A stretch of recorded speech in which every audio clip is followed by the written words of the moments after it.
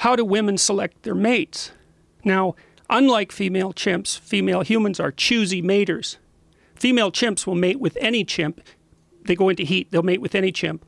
The dominant males are more likely to mate with them, but that's because they chase away the subordinates. It's not because the females exercise choice. Human females exercise choice. And that's one of the things that differentiated us from chimpanzees. But how do they do it? Well, they look at the male dominance hierarchy. And that's where the men are competing. Now, you could say they're competing for power.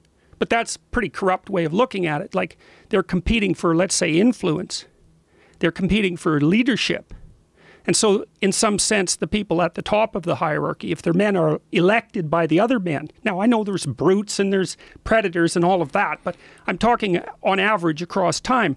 It's like the men organize themselves, and there are influential men that rise to the top, and the women take them. Now, you think about that. What that means is that over the millions of years that a dominance hierarchy with those properties existed, so let's say since we split from chimps, let's say that's 6 million years, that means that the male dominance hierarchy is the environment that pushes the mating male to the top. So that means the male that's most likely to take precedence in the male dominance hierarchy is the one most likely to leave a genetic contribution. So that means that the male dominance hierarchy is a selection mechanism mediated by the female. So what that means is that as we've moved forward through 6 million years of time, men have become more and more well adapted, not only to the presence of the male dominance hierarchy, but to the ability to move up it. And that's the central spirit, you could say, in some sense. That's the central spirit of the individual. The individual is the thing that can move up dominance hierarchies. It's the thing that's at the top. It's the eye at the top of the pyramid. And it's been selected for. And then what's happened is that we've watched, so we get better and better and better for biological reasons, culturally mediated, at figuring out how to climb across a set of dominance hierarchies so we can leave a genetic contribution. That's what's happened to human beings. Now imagine that that's happened for 6 million years. So now imagine that we started to watch that, because we're curious creatures. We're always trying to figure out who we are. And then as we watched that, we started to tell stories about what the people who could climb the hierarchies were like. Those were heroes. That's where hero mythology came from. And the biggest hero is the person who'll go out and kill the snake. Well, unsurprisingly, because that was a big hero, man. And maybe when we were living in trees, that was a hero.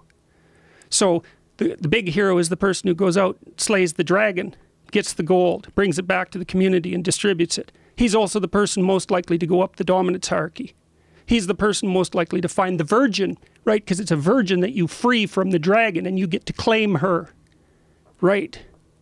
And so the dominance hierarchy is a mechanism that selects heroes and then breeds them. And so then we watch that for 6 million years. We start to understand what it means to be the hero. We start to tell stories about that. And so then not only are we genetically aiming at that with the dominance hierarchy as a selection mechanism mediated by female choice, but our stories are trying to push us in that direction. And so then we say, well, look, that person's admirable. Tell a story about him. And we say, this person is admirable. Tell a story about him. And this person is admirable. And at the same time, we talk about the people who aren't admirable. And then we start having admirable and non-admirable as categories. And out of that, you get something like good and evil. And then you can start to imagine the perfect person.